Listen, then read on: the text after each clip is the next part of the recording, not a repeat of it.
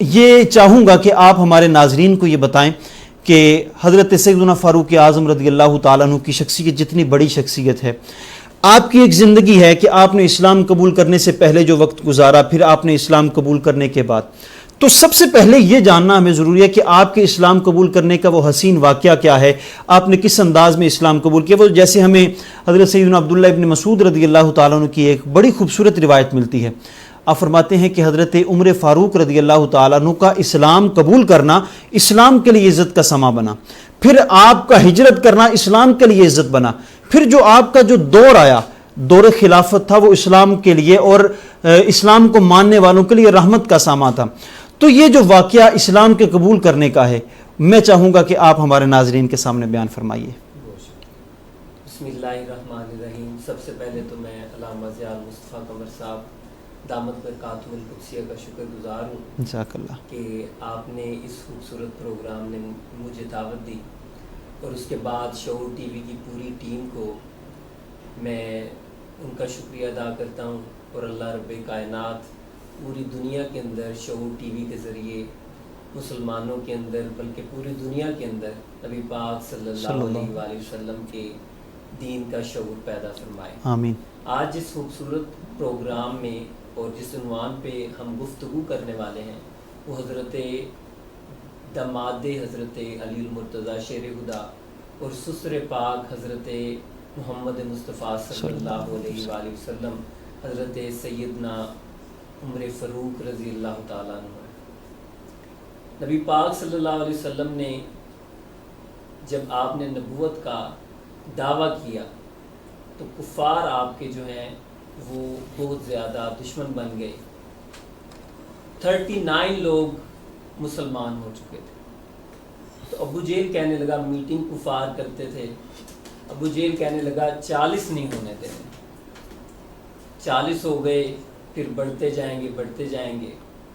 حضرت عمر فاروق رضی اللہ تعالیٰ عنہ، آپ نے جب یہ بات سنی نا تو آپ کہنے لگے سردار ہو وڈیرے ہو، کل شام سے پہلے نا میں محمد عربی کا سر لے کے آ جاؤں گا، معاذ اللہ استغفر اللہ۔ حضرت عمر فاروق نکلے، چل پڑے، ہاتھ میں تلوار پکڑی ہوئی ہے، گلی کا موڑ کاٹا، حضرت نعیم بن عبداللہ ملے۔ آپ نے پوچھا وہ خطاب کے بیٹے اتنے غصے میں کہاں جا رہے؟ حضرت عمر فاروق رضی اللہ تعالیٰ عنہ بول کے کہنے لگے جس شمع کے تم پروانے ہو نا، اس شمع کو میں بجھانے کے لیے جا رہا ہوں۔ جب یہ بات کی تو آپ نے کہا کبھی اپنے گھر کی خبر لی ہے تم نے؟ تمہارا بہنوئی جو ہے وہ محمد عربی کا کلمہ پڑھ چکا ہے، تمہاری بہن نبی پاک صلی اللہ علیہ وآلہ وسلم کی زلفوں کی قیدی ہو گئی ہے۔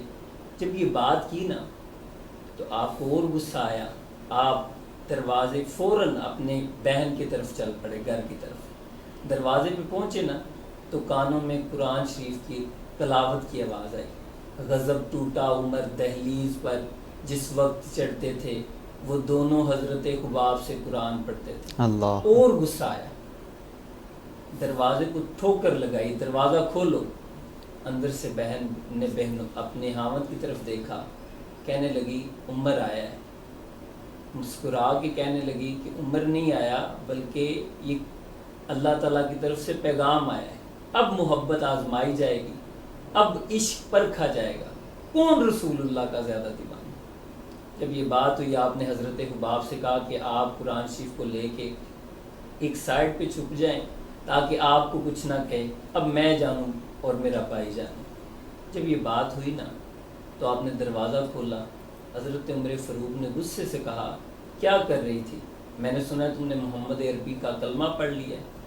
تو آپ نے آنکھوں میں آنکھیں ڈال کے کہا بالکل ٹھیک ہے، سن رہے ہو اور کہہ رہے ہو کہ میں نے محمد عربی کا کلمہ پڑھ لیا ہے۔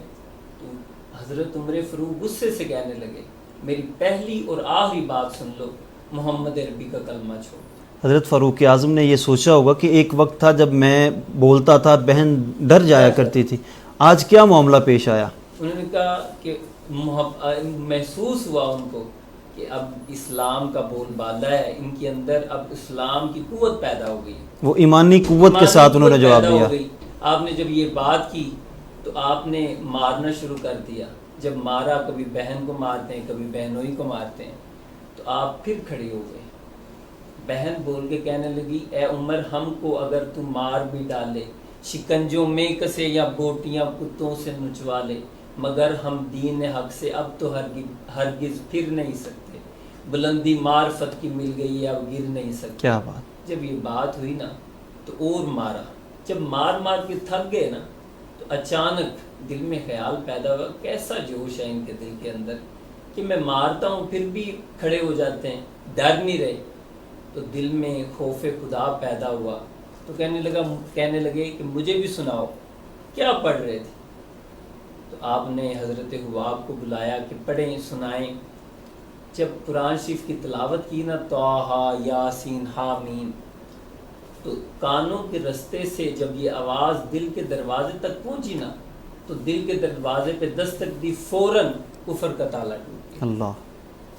تو رونے لگے، آنکھوں سے آنسو جاری ہو گئے. کہنے لگے اپنی بہن کو کہ میں آیا سا مار مقامن نو، مینو مار دے لے چلو، کدرے عمر دی عمر خراب نہ ہو جاوے، بس عمر سوار دے لے چلو. چل پڑے نبی پاک صلی اللہ علیہ وسلم کے دربار کی طرف. چلے نہیں، ان کو بلایا گیا تھا. دعا مانگی تھی نبی پاک صلی اللہ علیہ وسلم نے، اللہم اعز الاسلام بعمر بن الخطاب. تو جیسے ہی نکلے نا تو رستے میں حضرت امیر حمزہ ملے. حضرت امیر حمزہ کہنے لگے اوئے خطاب کے بیٹے کہاں جا رہے ہو؟ آپ نے کوئی بات نہیں کی. آپ نے کہا اگر تم نبی پاک کی غلامی اختیار کرنا چاہتے ہو نا تو اہلاً و سہلاً، مرحبا، لیکن اگر تم محمد عربی کو قتل کرنے کے ارادے سے آئے ہو نا تو یاد رکھنا میں چچا بعد میں ہوں، پہلے رسول اللہ کا غلام. اللہ. تو تلوار بھی تمہاری ہوگی، سر بھی تمہارا ہوگا. میں اپنی تلوار سے تمہارے گندے خون نہیں نکالوں گا، سر قلم نہیں کروں گا. آپ نے کوئی بات ہی نہیں کی، چل پڑے. صحابہ کہنے لگے یا رسول اللہ عمر آ رہے ہیں. آپ نے مسکرا کے فرمایا اس کی طرف دیکھا ہے، وہ نظریں جھکا کے آ رہا ہے. عمر نہیں آ رہا بلکہ میری دعا آ رہی. اللہ. قدموں میں گرے مسلمانی اختیار، سر لینے آئے تھے، سر دینے کے لیے تیار ہو گئے نبی پاک صلی اللہ علیہ وسلم کی بارگاہ میں. تو آپ نے اس وقت، آخری بات ہے، اس وقت لوگ چھپ چھپ کے عبادت کرتے تھے، لیکن جب حضرت عمر فاروق نے قبول اسلام کیا تو آپ نے کہا یا رسول اللہ کیا ہمارا دین سچا نہیں ہے؟ ہم سچے نہیں ہیں، اب ہم کھلے عام سر عام اللہ تعالیٰ کی عبادت کریں گے. تو اللہ تعالیٰ نے حضرت عمر فاروق رضی اللہ تعالیٰ عنہ کے ذریعے اسلام کو بہت عزت سے نوازا. جی بہت شکریہ صاحبزادہ ڈاکٹر عدیل طارق صاحب. بڑے خوبصورت انداز میں ہمیں یہ بتا رہے تھے کہ حضرت سیدنا فاروق اعظم رضی اللہ تعالیٰ عنہ نے کس انداز میں اسلام قبول کیا. اور یہ وہ دور تھا کہ جس دور میں اسلام کا نام لینا بھی ایک بہت بڑا جہاد ہوا کرتا تھا، بڑا مشکل کام ہوا کرتا تھا. ہر طرف کفار کے سرداران اور قریش جتنے بھی حضرات تھے وہ سارے کے سارے اس انتظار میں ہوتے تھے کہ ہمیں پتہ چلے کہ کس نے اسلام قبول کیا اور اس کو ہم ایذا رسانی کریں، اس کی تکلیف کا سامان بنیں. جو بھی اسلام قبول کرتا اس کو تکلیف دی جاتی. حضرت بلال حبشی کا اسلام کس کے سامنے نہیں. سارے اصحاب کی مثال اپنی جگہ، بلال حبشی پر جو ظلم و ستم کفار نے کیے وہ اپنی جگہ. حضرت سیدنا صدیق اکبر رضی اللہ تعالیٰ عنہ نے جب کعبۃ اللہ کے سائے میں اعلان الوہیت یعنی اللہ رب العالمین کی وحدانیت کا اعلان کیا، اس وقت کفار نے کس انداز میں ان کے ساتھ ظلم و ستم کیا. آپ بے ہوش ہو گئے، پھر آپ کو لے جایا گیا اور سارے معاملات آپ حضرات کے سامنے ہیں. تو کہنے کا مقصد یہ اتنا مشکل وقت، اتنا مشکل دور تھا جس دور میں اللہ اور اللہ کے محبوب کا نام لینا بہت مشکل تھا. آپ نے اس وقت ڈٹ کر کہا تھا کہ میں نے اسلام قبول کر لیا ہے. میں اسلام قبول کرنے سے پہلے مسلمانوں کے لیے مشکل کا سامان بنتا تھا، آج کفار میرے سامنے آ کر ٹک نہیں سکتے. آج کے بعد کوئی اسلام اور اہلیان اسلام کو کوئی تکلیف نہیں پہنچائے گا.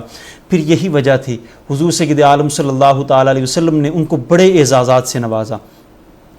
حضور سید عالم صلی اللہ تعالیٰ علیہ وسلم کے بڑے خوبصورت الفاظ ہیں. حضور نے ارشاد فرمایا جو تاریخی الفاظ ہیں، فرمایا لو کان بعدی نبی لکان عمر بن الخطاب، کہ اگر میرے بعد کوئی نبی ہوتا تو وہ عمر ابن خطاب ہوتا. نبوت کے جتنے اوصاف، جتنے کمالات، جتنی خوبیاں ہیں وہ عمر ابن خطاب میں پائی جاتی ہیں. وجہ یہ ہے نبی اس لیے نہیں بن سکیں گے کہ میرے بعد حضور نے فرمایا کوئی نبی نہیں آ سکتا. اتنا بڑا اعزاز اور اتنے بڑے کلمات حضور نے ارشاد فرمایا کہ میرے بعد کوئی نبی آنا ہوتا تو وہ عمر ہوتے. تو حضرت سیدنا فاروق اعظم رضی اللہ تعالیٰ عنہ کی یہ شان ہے. ایک اور بہت بڑا اور خوبصورت جملہ حضور نے ارشاد فرمایا، حضور کی حدیث مبارکہ، حضور نے ارشاد فرمایا جس راستے سے عمر گزر جاتا ہے شیطان اس راستے کو نہیں کاٹتا۔ آج ہمارے لیے یہ مشکل ہے کہ ہم نے شیطان سے بچ کے چلنا ہے، اپنی زندگی گزارنی ہے، ہر معاملے میں بچ کے چلنا ہے کہ کہیں ہمیں شیطان راستے سے بھٹکا نہ دے، لیکن ادھر شیطان ڈر رہا ہوتا ہے، شیطان خطرے میں پڑا ہوتا ہے کہ میں کہیں جا رہا ہوں، سامنے سے عمر کا گزر نہ ہو جائے۔